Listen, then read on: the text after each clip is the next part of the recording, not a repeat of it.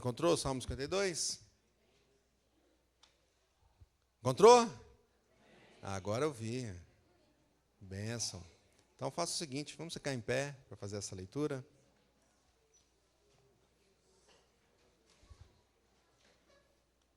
Eu falei isso porque eu estava buscando aqui também.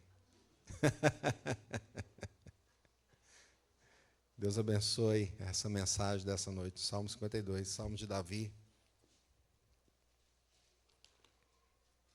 E diz assim: ao mestre de canto, salmo didático de Davi, quando Doeg, edomita, fez saber a Saul que Davi entrara na casa de Abimeleque. Por que te glorias na maldade, ó homem poderoso? Pois a bondade de Deus dura para sempre. A tua língua urde planos de destruição. É qual navalha afiada, ó praticadora de enganos. Amas o mal antes que o bem. Preferes mentir a falar retamente. Amas todas as palavras devoradoras, ó língua fraudulenta. Também Deus te destruirá para sempre. Há de arrebatar-te e arrancar-te da tua tenda e te extirpará da terra dos viventes. Os justos hão de ver tudo isso, temerão e se rirão dele, dizendo: eis o homem que não fazia de Deus a sua fortaleza, antes confiava na abundância dos seus próprios bens e na sua perversidade se fortalecia. Quanto a mim, porém, sou como oliveira verdejante na casa de Deus. Confio na misericórdia de Deus para todo sempre. Dar-te-ei graças para sempre, porque assim o fizeste na presença dos teus fiéis. Esperarei no teu nome, porque é bom. Glória a Deus, louvado seja o Senhor. Peço ao Senhor para falar contigo. Deus amado, pedimos a tua bênção neste momento no Salmo 52 e clamamos para que o Senhor fale ao nosso coração nessa noite. Nós dependemos do Senhor, como cantamos aqui, é o Senhor que renova a nossa vida. E pedimos o teu Espírito Santo para agir poderosamente. Abençoar que teu servo traga a mensagem e abençoar para que os irmãos entendam e apliquem e que os nossos corações sejam iluminados, a nossa mente seja iluminada para entender a tua verdade e que ela seja como um bálsamo para a nossa vida e que seja uma bênção para os nossos dias aqui na terra. Nós oramos em nome de Jesus. Amém, amém. Podemos sentar, meus irmãos? Caros irmãos, uma das ferramentas utilizadas na pós-graduação, para quem faz, ou já fez, ou no MBA, é o estudo de caso. E o estudo de caso são situações de fatos que ocorreram e que foram solucionados de alguma forma. E ali tem uma metodologia para estudar esse caso. E aqui nós percebemos uma situação interessante, porque Davi usa um caso, eu não sei se eles buscaram na Bíblia essa técnica, né? Mas ele usa um caso, uma situação para ensinar, uma didática, né? Esse salmo carrega a gente viu no título ali que ele carrega esse nome didático, no título. Então, o salmo que nos ensina, Davi foi um salmista abençoado por Deus, não é? Abençoado, ele trouxe tantos salmos maravilhosos, e nós podemos dividir o salmo de várias maneiras. E uma delas que nós fizemos foi entender em livros. E nós já fechamos um livro, que foi ali até o capítulo 41. Salmo 1 a 41 é um livro de salmo. Do Salmo 42 ao 72 é o livro, vocês estão bons de matemática, né? Segundo livro. E do Salmo 73 em diante, não é, irmãos? 73 até 89 é o livro 3, isso mesmo. 10 na prova de matemática, né? E do livro 90 até o 106 é o 4. E do 107 até o 150 é o 5º livro. Então, são esses 5 livros que nós temos aí no Salmo. E na sua Bíblia, se você tiver a versão ARA, ela mostra essa divisão. Nós fechamos um livro com os Salmos de Davi. Não foram todos os Salmos de Davi no primeiro livro, mas foram muitos. E agora também, no segundo livro, nós temos muitos Salmos de Davi. E esse aqui é o segundo Salmo do segundo livro. O primeiro foi o Salmo 50 e 51, que nós meditamos nele. Hoje o Salmo 52. E assim como o Salmo 51, se você olhar na sua Bíblia, volta um pouquinho e olha aí o Salmo 51. Ele tem um contexto. Ele mostra qual era o contexto do Salmo, não mostra? Está escrito ali no título. Alguns salmos não falam o contexto. Esse aqui também, assim como o 51, ele traz o contexto ao mestre de canto, salmo didático de Davi, quando Doeg, edomita, fez saber a Saul que Davi entrara na casa de Abimeleque. Então, esse é o contexto no qual Davi escreveu esse salmo. E o título que eu coloquei para a nossa meditação dessa noite é A Recompensa do Agitador. A recompensa do agitador. O que estava acontecendo? Depois você pode voltar lá em sua casa, você pode abrir Samuel capítulo 22, 1 Samuel capítulo 22, você vai enxergar esse contexto. O que aconteceu ali? Aconteceu que Davi estava fugindo de Saul.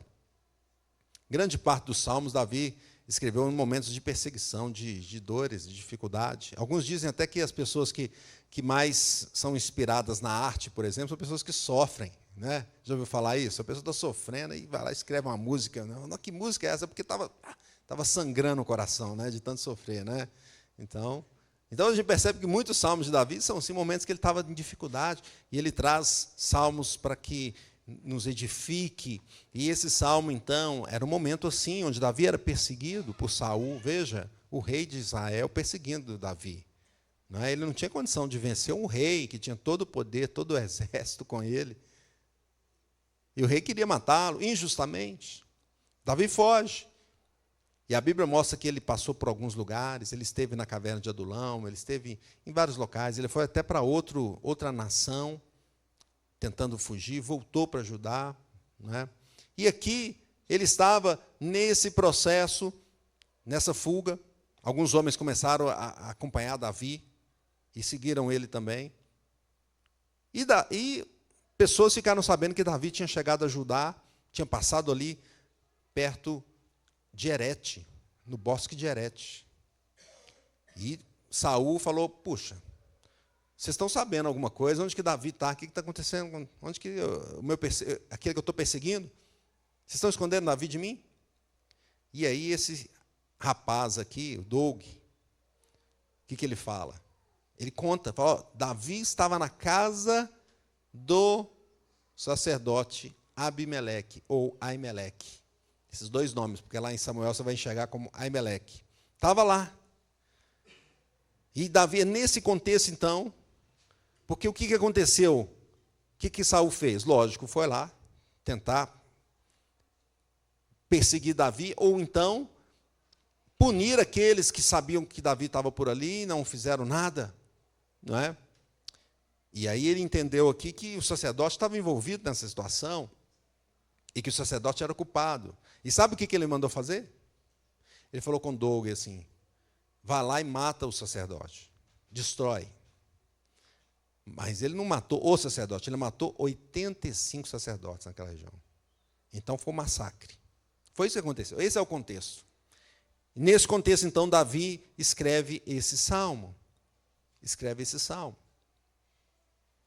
Derek Kidner diz que aqui ele reflete, em primeiro lugar, sobre o tipo de homem que é Doeg. Ele está falando aqui, tendo em vista Doeg, o que Doeg falou, que ele fez, que ele foi um homem que buscou crescer na carreira dele pela força, mediante calúnias e intrigas e dedos duros. Ele fez isso. Então, nós podemos ler o Salmo com essa visão. Eu vou ler numa outra versão aqui. Olha como que o Salmo fala conosco. Por que conta vantagem de seus crimes? Por que faz isso, grande guerreiro? Não sabe que o amor de Deus é que dura para sempre? O dia todo você trama destruição, a sua língua mentirosa corta como navalha afiada. Ama o mal mais que o bem. Fala mais mentiras que verdades. Você gosta de destruir os outros com as suas palavras, seu mentiroso. Por isso, Deus o destruirá de uma vez por todas. Ele o tirará de sua casa e o arrancará da terra dos vivos. Os justos verão isso e temerão. Rirão de você e dirão: vejam o que acontece aos poderosos guerreiros que não fazem de Deus a sua fortaleza. Confiam na sua riqueza, confiam e se refugiam na sua maldade. Eu, porém, sou como oliveira que floresce na casa de Deus. Sempre confiarei no amor de Deus. Eu te louvarei, Senhor, para sempre, ó Deus, por aquilo que fizeste. Confiarei em teu nome na presença de teu povo fiel. Assim é o Salmo, com uma linguagem um pouco mais próxima da gente. E a gente percebe, então, que esse Salmo nos ensina muitas coisas. E nada melhor do que pensar nesse Salmo de uma forma, de uma exposição que a gente chama de solução-problema. Ou seja, entender qual era o problema da época, entender qual é o nosso problema, entender qual foi a solução da época, entender qual é a graça de Deus para com o seu povo, de todos os tempos.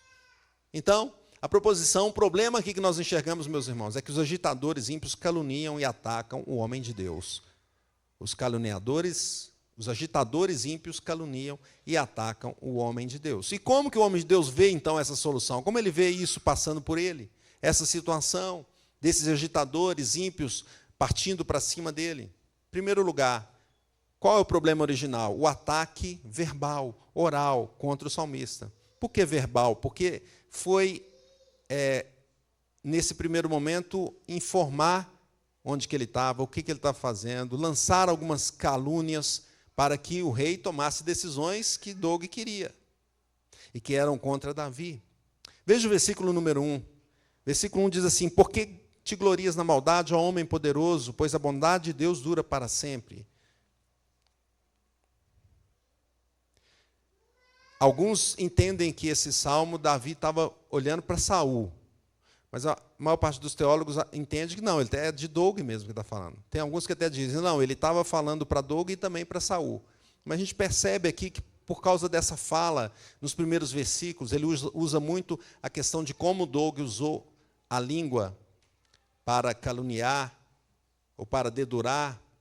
Eu entendo que ele é muito voltado para Doeg. Ele estava olhando para Doeg. Ele está dizendo aqui, então, por que você é homem poderoso? Por que homem poderoso? Porque ele era um dos comandantes ali do rei Saul, da guarda do rei.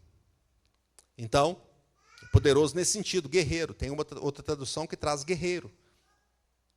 E esse verso, então, nos mostra, ele já chamando a atenção, por que você está pensando dessa forma, de forma maldosa? Por que você pensa de forma maldosa? Tu não sabes que a perseguição que ele me faz é uma perseguição injusta? É injusta. Por que tu fazes isso? E se a gente analisar, depois de que aconteceu isso, o que aconteceu com ele? Ele foi promovido, né? Ele chegou ali a uma posição maior diante de Saul. Ou seja, ele estava querendo usar da sua conversa, do seu conhecimento, ou das suas informações, para quê? Para crescer, para se promover. Por que tu faz isso? E aí ele dá uma espetadinha aqui, já no primeiro versículo, ele fala, olha, a bondade de Deus é que dura para sempre. É como se ele falasse assim, o que você fala, o que você faz, é passageiro aqui. Não vai adiantar de nada. A bondade de Deus dura para sempre. Parece que ele foi irônico aqui quando ele falou, então ele chamou ele de poderoso. Ó homem poderoso, ele poderia chamar, está usando aqui irônico, né? Se você entender como a palavra poderoso, se você entender como guerreiro, mas como poderoso é uma ironia, ou seja, você não é poderoso. Quem é poderoso? Deus é que é poderoso. A bondade do Senhor é eterna. Veja o versículo 2, ainda pensando no problema. A tua língua urde planos de destruição. Então aqui ele começa a dizer como que foi essa situação, como que foi o problema. Ele começou a dizer, olha, sua língua está querendo destruir. Os planos que você tem na sua língua, que você fala, são para destruição. E a sua língua é qual navalha afiada. Os irmãos aí que fazem barba, né? Já foram no barbeiro que tem aquela navalha? Já? Dá um medozinho, não dá? Porque ela é afiadíssima, né? Afiadíssima. Então a navalha afiada é um perigo. É um perigo. Ele fala isso, a tua língua é assim. Ela corta como a navalha afiada. E ele usa, olha a expressão aqui, ó praticador de enganos. Expressão forte, quer dizer, sua língua é enganosa. Enganosa. Ele está falando isso com Doeg, então. Você está denunciando ou você está contando coisas porque você tem interesses por trás disso. Não é que você está sendo bom. Pelo contrário, os seus interesses são maus. E Derek Kidner considera que a palavra agitador, e por isso eu coloquei no título, a recompensa do agitador, porque ele considera isso. É como se Doug estivesse querendo agitar. No agitador não é assim? É aquele que conta as coisas para pegar fogo no parquinho? É assim, né? Está tudo lá mais ou menos, está tudo bem.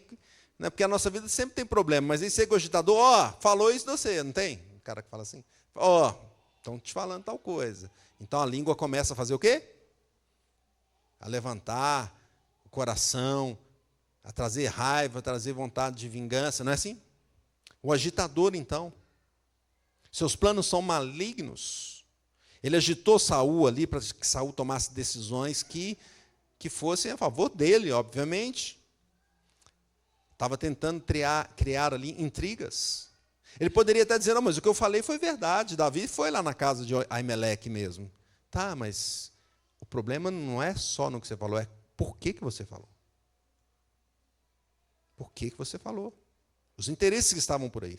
A sua língua é uma navalha afiada que corta profundamente. E não é um corte assim como o corte da cirurgia, porque também o bisturi corta, né?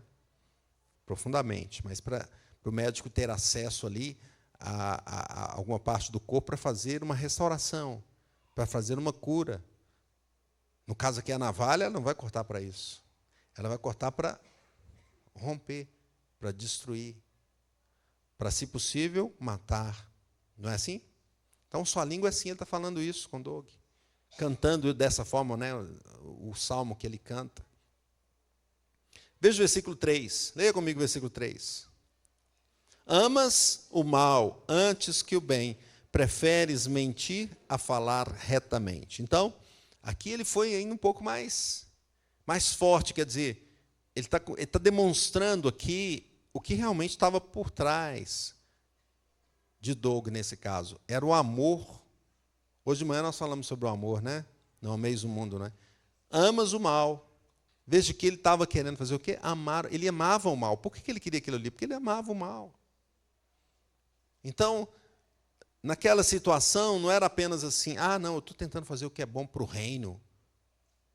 Né? Não tem esse discurso? Não, é que é o bem maior. É bom para o reino, então não vou fazer assim. Não. Ele ama fazer o mal. Era a situação aqui que Davi coloca. E o versículo 4, leia comigo o versículo 4. Amas todas as palavras devoradoras, ó língua fraudulenta.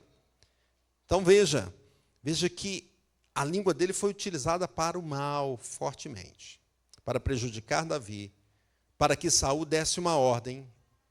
E a ordem que Saul deu foi mate os sacerdotes. E o próprio Doug foi lá, ele era um dos comandantes. Ele mesmo liderou esse massacre de 85 sacerdotes, homens de Deus. Esse era o problema. E como que esse problema, então, pode ser visto nos nossos dias? Como que é esse problema atualmente? Está evidente. Está evidente. O ataque do mundo contra o crente, o ataque oral do mundo contra o crente. Nós vemos isso no nosso dia. A situação dos nossos dias não é diferente. Pode ser diferente em termos de tecnologia que nós temos hoje, que antes não tinha, né? As redes sociais que nós temos hoje, que antes não tinha. Hoje está até mais fácil de atacar, né? Você vai lá na rede, põe o que você quiser e fecha o seu celular. Você nem ouve a resposta, né? Se você não quiser ficar. A situação dos nossos dias é assim. O ímpio, agitador, ele quer caluniar. Ele quer falar contra a igreja, contra a verdade de Deus. E hoje não está sendo nem mais velado. Antes era velado, assim. Me lembro quando eu era criança, né? E não tem tanto tempo assim, tá, irmãos? Mas eu era criança, né? E aí o pregador falando, porque o mundo persegue a gente. Eu, como é que persegue, né? Nos conceitos e tal. E a gente percebia alguma coisa assim. Então eu ia para a escola, o crente, aí inventava uma piadinha, né? E você ficava meio assim, né? Ridicularizado. Né? Aí, se você quer participar daquele grupinho, o que você faz? Você começa a ceder em alguma coisa, começa a ceder em outra, não é assim? Mas hoje nem é velado mais, é escancarado. É escancarado. Tem gente que estuda na universidade que é totalmente deixado de lado, porque é crente. Deixado de lado. Mas não só isso, o mundo inverte as situações, usa a língua, usa a oralidade para prejudicar. Então, inverte as situações, não é? Caluniam. Então, fala assim, por exemplo, o crente tem um discurso que é de ódio. Mas por quê? Como assim de ódio? Não, porque fala dessa forma, não é? Mas o crente está falando a palavra de Deus. Não, mas isso é um discurso de ódio. Então, inverte as coisas. E aí começa a falar, então o que é o amor? Não, o amor é tudo, pode. O amor é todas as coisas. Não é? E aí começa, então eu não posso, por exemplo, a família correta, quer disciplinar o filho. Porque, vem cá, quem nunca foi disciplinado aqui? Ninguém levantou a mão, né? Mas eu também fui esperto, perguntei o contrário, né? Quem foi disciplinado, então? Deixa eu ver. Foi bom ou foi ruim? Hã? Na hora não foi. Na hora, né? Lala mandou uma frase assim, ela colocou uma frase sobre isso aí um dia. O que era mesmo? A gente estava falando? Dia das Mães. Ela mandou uma carta para a mãe dela e colocou uma frase assim: obrigado até pelos dias que a senhora me. Não sei se fosse senhora, né? Mas que a senhora me disciplinou. Hoje, né, fala mais você. Que você, ou minha senhora, disciplinou. Mesmo eu achando na hora que foi ruim. Mas depois eu percebi que foi bom. Todo mundo levantou a mão aqui que foi bom. Porque te ensinou, me ensinou, nos ensinou o caminho certo. Mas então inverte a coisa e fala assim, não pode, você não pode disciplinar a criança. Mas por quê? Não, você deixa ela escolher. Deixa ela decidir o caminho dela. Mas vai decidir o que é errado. Não. Entendeu? Então, percebe como há uma inversão? Há uma inversão. A fala, a língua, como ela é utilizada, a oralidade, a escrita, como ela é utilizada para inverter as coisas. Então, coisas que nós vamos enfrentar pela frente. Né? Já estamos enfrentando algumas, mas virão outras. Né? O casamento monogâmico. Ou seja, é um homem e uma mulher. Mas já estão falando, não, é o poliamor, pode qualquer coisa, pode tudo. Né? Então, você vê alguns famosos aí saindo com um monte de mulher, não é isso? E está tudo bem, não tem problema. É muito amor. Né? Não dá para ter um amor só para um, tem que... Percebe? Como que são colocadas as coisas? O mundo inverte as coisas. Eu gosto de assistir alguns filmes. Estou deixando de gostar. Porque tem hora que está bem difícil. Aí você vê um filme bacana, tal. Esse filme aqui legal. Aí é lógico que o filme vai contando um enredo para você, né, seguir aquilo ali. Aí você está lá torcendo para o cara. Né? Esse cara é o cara bom, mocinho, tal, não sei o quê. Só que o mocinho é bandido. Né? Mas o filme te faz assim, não é verdade? Ele vai te contando de forma que você fica torcendo para o bandido. Você quer que ele dê certo. Né? E o policial você quer que... Não, esse policial aí não, tem que errar. Então, veja como a oralidade, a língua, as coisas são colocadas para nos enganar. E para depois virar para a igreja e falar, olha, você que é o errado. Então há uma inversão muito grande. A língua tem essa questão de inverter as coisas. Inverter as coisas. E aí, para isso, tentam esconder, ou camuflar, ou mudar a verdade. Então nós vemos que na história, se a gente investiga a história, nós vamos perceber que a Bíblia foi, por diversas vezes, escondida, não é? Escondida. Não se podia ter acesso à Bíblia. Como não? E a própria igreja romana disse, não, vamos pregar em latim. Mas por que em latim? Não, né? Por que isso? Por que não entrega a Bíblia para o povo? Não, não pode. Aí vem talvez com aquela história, não, eles não vão entender. Como assim não vão entender? A palavra é para que a gente leia, estude, não é assim? Mas então quer esconder a palavra de Deus, quer esconder a Bíblia. Essa fase foi ali, vamos dizer assim, vencida com a reforma. Os reformadores chegaram e falaram, olha, não, tem que pôr a Bíblia para cada um aí. Nós vamos pregar, inclusive nós vamos fazer o que Paulo fazia, a gente prega aqui e os irmãos conferem. Está escrito aí? É assim? Não é? Veio, inclusive, eu estava falando com o pessoal da classe de manhã, que o Senhor vai fazer de tal forma, né, que Ele vai conduzindo a história. Então, nesse mesmo tempo, quando teve a reforma, também surgiu a imprensa de Gutenberg. A Bíblia foi o primeiro livro a ser colocado, a ser impresso assim, né? Porque antes, imagina, não era imprensa fácil como tem hoje. Hoje é mais fácil ainda, né? Que nós temos um celular que você nem precisa imprimir mais nada, você digitou ali, não é? Rapidamente. Então aí surgem outras questões. Então agora vamos distorcer a palavra, porque aí a gente esconde um pouco a verdade. Então você teve movimentos na história, em igrejas que foram para o liberalismo, que elas fizeram o quê? Vamos distorcer a interpretação bíblica, né? Então, por exemplo, Adão e Eva. Não, Adão e Eva não foi real. Foi um mito. O milagre de Jesus. Não é possível ter milagre, né, gente? Foi um mito isso aí.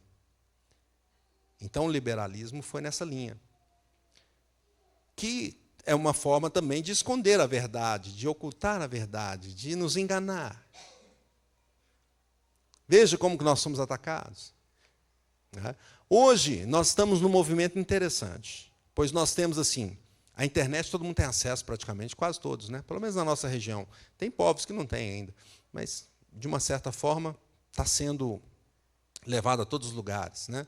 Então, a pessoa vai ali e confere.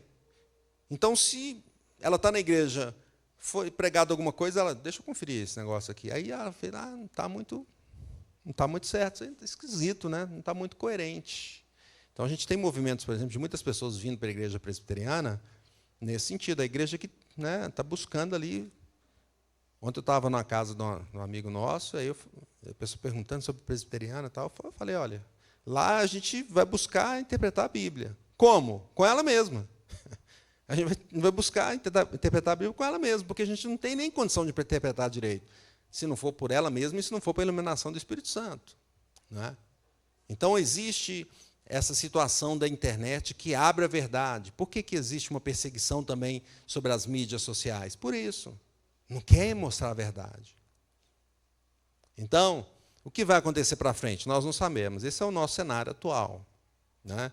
Pode ser que nós tenhamos uma perseguição muito grande com a igreja? Pode ser. Exatamente porque a igreja está falando a verdade, mas não pode falar a verdade. O povo não pode entender exatamente a verdade que só Cristo salva. Mas como assim só Cristo salva? Mas eu não tenho que fazer minhas boas obras? Você faz porque você foi salvo. Mas então minhas obras não vão me salvar? Não, é Jesus que te salva. Nossa, essa verdade é libertadora, irmãos. A pessoa que entende isso, não é? Às vezes a pessoa está presa num entendimento, não, mas se eu não fizer, se eu não cumprir 613 leis da palavra de Deus que está escrita ali, eu não vou ser salvo. E aí ela percebe que não adianta, você não vai conseguir. Primeiro que você não vai conseguir. Não é? Porque nós já nascemos no pecado, nós vimos Salmo 51, Davi contou isso. É libertador, a verdade é libertadora. Conhecereis a verdade vos libertará.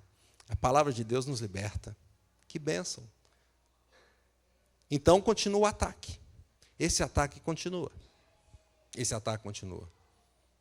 Jesus disse assim em Mateus 5,11: Bem-aventurados sois, quando por minha causa vos injuriarem e vos perseguirem, e mentindo disserem todo mal contra vós. Olha que Jesus nos trata assim, de uma maneira maravilhosa, né? Ele fala, olha, vão ser perseguidos, mas vocês são bem-aventurados por isso. Vocês são felizes, mais que felizes, bem-sucedidos, porque estão sendo perseguidos por minha causa. Bem, qual que foi a solução dada, então? Voltamos agora lá na época. Qual a solução do problema? A solução do problema está em que Deus vai destruir, e vai recompensar o agitador, ele vai destruir o agitador. Deus vai fazer isso. Veja o versículo 5, leia comigo. Também Deus te destruirá para sempre, há de arrebatar-te e arrancar-te da tua tenda, e te extirpará da terra dos viventes. Então, até o versículo 4 ali, a gente viu o salmista falando do problema, e agora ele fala qual que é a solução aqui. Deus vai fazer isso. Não é o salmista que vai fazer, não é Davi que vai fazer. Deus é que faria. Deus faria. Deus mesmo vingaria o levante dos ímpios. E os verbos colocados aqui nesse versículo são fortes, você percebeu? Como são fortes esses verbos? Olha aí na sua Bíblia de novo. Destruirá, não é um verbo forte, destruirá? É um verbo que a gente utiliza aí, a destruição ela é utilizada, por exemplo, nas guerras. Cai uma bomba atômica, destruiu tudo. Não é? É um verbo forte. O próximo que nós temos aí é qual? Arrebatar-te, é um outro forte também, não é isso? Arrebatar-te, quer dizer, arrebatar-te da tua tenda. É chegar lá na sua casa e te tirar a força de lá. Não, eu estou na minha casa aqui, não, vou te tirar. Não, mas eu estou na minha casa, não, vou te arrancar de lá. Olha o outro verbo, qual que é? Extirpará. Tem antes desse, tem o arrancar, né? Arrancar e arrebatar. Arrebatar é como se levasse para um outro nível, não é? Estou te levando para outro nível, mas é um nível ruim aqui, esse arrebatamento aqui não é bom, não. Estou te levando para uma outra dimensão, uma dimensão bem pior. Vou te arrancar da tenda, eu vou extirpar. O que é extirpar? É tirar mesmo assim, com raiz e tudo. Não tem? De vez em quando você não tem que ir lá no seu terreiro, quem tem terreiro, fala, tem que arrancar isso daqui, mas tem que extirpar isso. Arrancar para não nascer mais, né? Mas às vezes você não extirpa mesmo, né? Não tira tudo, aí sobra uma raizinha lá e nasce o mato de novo, né? Extirpar. Tirar com raiz e tudo. Então são fortes esses verbos. É isso que Deus vai fazer. Com os agitadores ímpios. Davi está dizendo. Derek Kidner fala, são verbos violentos. Ele fala assim, são verbos que se acotovelam no versículo com um efeito sempre mais radical, que vai apontar para um desastre final, que é extirpar da terra dos viventes. Então, essa é a resposta de Deus, essa é a recompensa de Deus, essa é a solução dada aqui no texto para o salmista, e que ele canta. Olha o versículo 6. Versículo 6 diz assim, os justos hão de ver tudo isso, temerão e rirão dele. Que coisa, né? Dizem que quem ri por último ri melhor, né? É uma expressão, não é bíblica, mas essa expressão ela até encaixa aqui, não é? Porque o ímpio vai falar assim, olha, eu falei?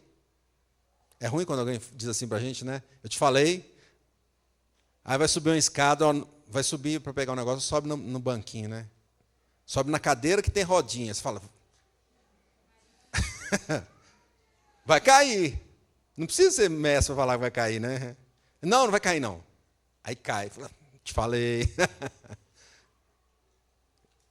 Percebe que o justo, ele vai ver esse momento final, essa destruição final. Não é? O sentido de rir aqui não é esse sentido de zombar, mas é no sentido de, olha, Deus falou que ia fazer e fez mesmo. Deus cumpriu. Olha o que o justo vai dizer, versículo seguinte. Eis um homem que não fazia de Deus a sua fortaleza, antes confiava na abundância dos seus próprios bens e na sua perversidade se fortalecia.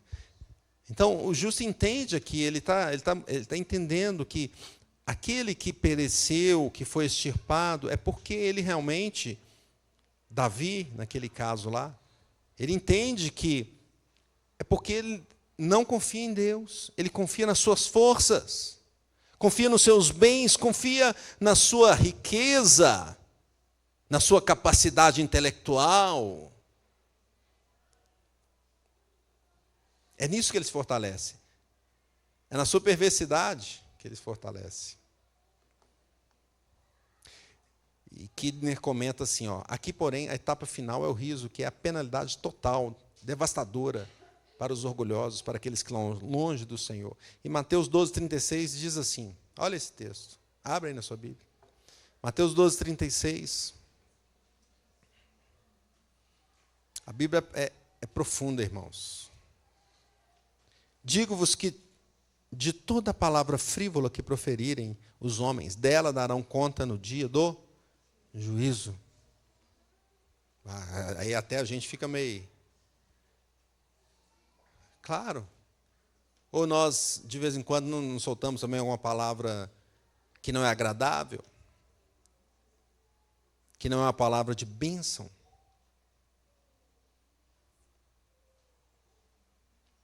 Ou nós também, de vez em quando, não confiamos na nossa própria força, nos nossos recursos, nos nossos bens, no nosso salário, no nosso dinheiro,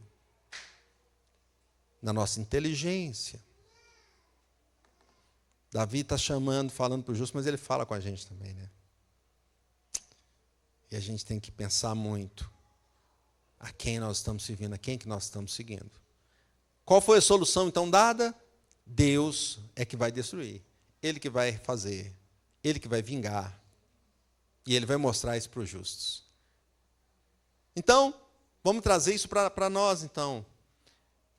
E nesse ponto, nós pensamos na graça de Deus. Então, qual é a graça de Deus com a nossa vida? É que Deus nos dá a misericórdia dEle. Deus nos dá a misericórdia. Vamos ler esse versículo de número 8 em pé. Diz assim: quanto a mim, porém, sou como oliveira verdejante na casa de Deus. Confio na misericórdia de Deus para todos sempre. Então, eu acho que você pode ficar em pé até o final agora. Porque você é uma oliveira verdejante e na casa de quem? Meus irmãos, na casa de Deus. A graça do Senhor é para com o seu povo. É para você que está aqui nessa noite. Para você que está entendendo a palavra do Senhor. Para vocês que estão aí na galeria. Para você que está acompanhando na internet. E entendendo que o Senhor abriu as janelas do céu para você, para as nossas vidas. A graça do Senhor é conosco. Ele confia em quem? Ele não confia, diferente de Doug, ele não confia na sua força, nas suas informações. Doug estava confiando nas suas informações, né? Eu sei disso, sei daquilo. Não, eu não confio nisso. Eu confio na misericórdia de Deus para todos sempre. Pode sentar, meus irmãos, não vou deixar você em pé, não.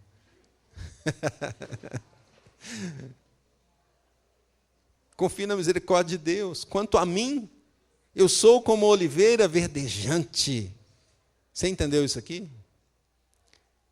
Você lembra o verbo utilizado lá atrás? Qual foi o verbo que ele utilizou lá para o ímpio? Aquele último verbo lá. Extirpar. Não é isso? E aí que a gente arranca tudo com a raiz. Agora, para ele, para o justo, o que ele fala? Ele é como quem? Você conhece a Oliveira? Quem conhece a Oliveira? Hã?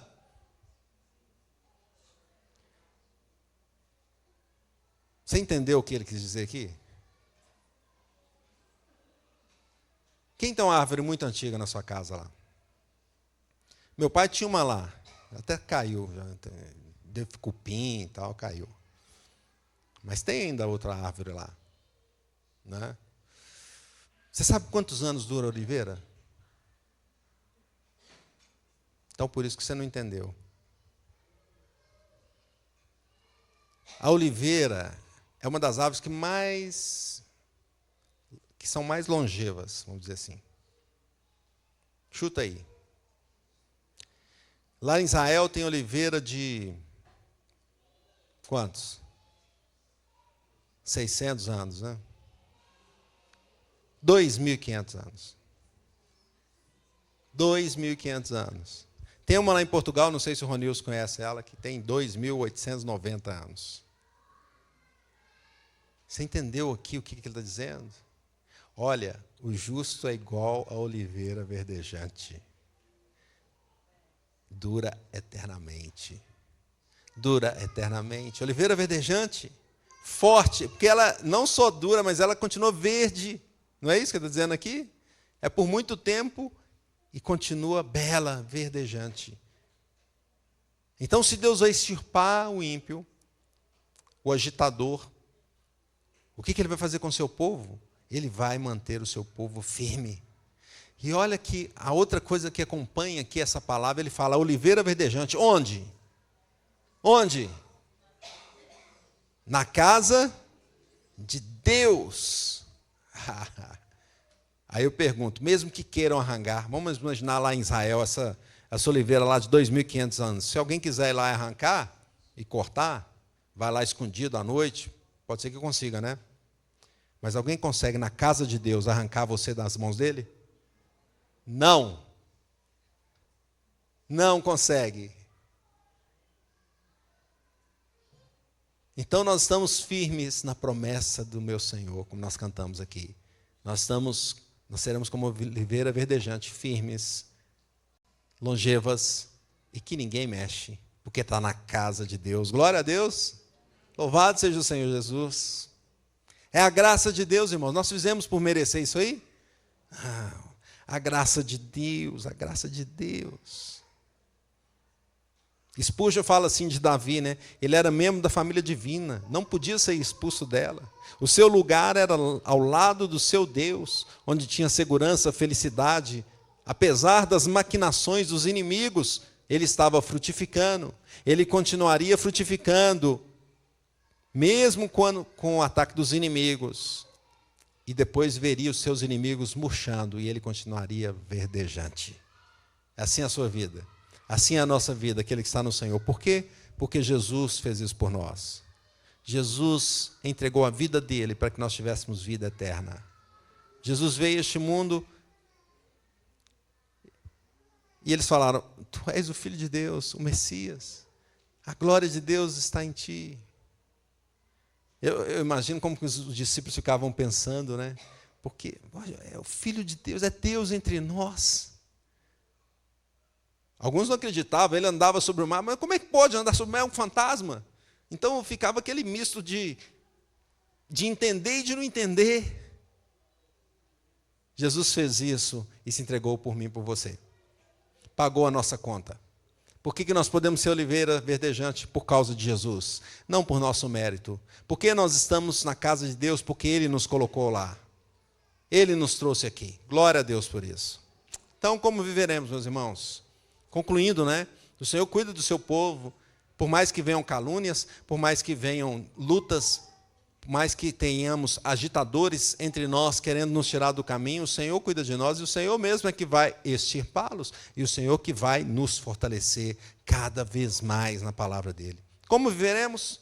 Em primeiro lugar, viveremos usando a nossa língua para o bem.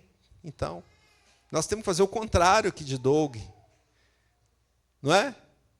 Nós temos que fazer o contrário. Se ele amava o mal, ali diz que ele amava o mal, nós vamos amar quem? O bem, nós vamos amar o Senhor. Nós vamos cuidar da nossa palavra para falar aquilo que agrada a Deus. E o que agrada a Deus, meus irmãos? Louvores com nossa língua, com nosso coração, ações de graças. Olha o versículo 9: dar-te-ei graças para sempre, porque assim fizeste na presença dos teus fiéis. Glória a Deus. Nós vamos fazer isso. A nossa vida é uma vida assim, quanto mais, eu penso assim, quanto mais a gente puder, uns com os outros, falar a palavra de Deus, melhor. Quanto mais a pessoa vem te aconselhar e você falar, vamos nos aconselhar junto com o Senhor, vamos ler aqui na palavra o que ela nos diz, o que ela me diz, o que ela te fala. Quando alguém vem te contar uma fofoca, você fala, olha, vamos aqui junto orarmos a Deus, para que o Senhor abençoe a sua igreja, abençoe a liderança da sua igreja. Quando alguém vier, porque o inimigo vem, ele vai querer tirar você do centro, né? E ele sabe muito bem, te conhece, sabe as suas fraquezas, e ele vai lá e joga não é assim? Joga uma flecha exatamente onde a gente vai cair, e aí você procure falar a palavra de Deus. Use a sua boca para falar louvores ao Senhor, para dar graças ao Senhor. Como viveremos? Segundo lugar, viveremos confiando na misericórdia de Deus. Os inimigos podem nos cercar e tentar nos destruir. E até o nosso inimigo interno, o nosso pecado, ele quer nos destruir. Mas o Senhor trouxe sobre nós a sua graça, a sua misericórdia. Confiemos no Senhor, irmãos. Veja que Daniel também foi alvo de conspirações ímpias para ser morto, não é? E ele foi ali, lançado na cova dos leões. Os amigos dele também foram lançados lá na fornalha de fogo. Mas o Senhor os livrou.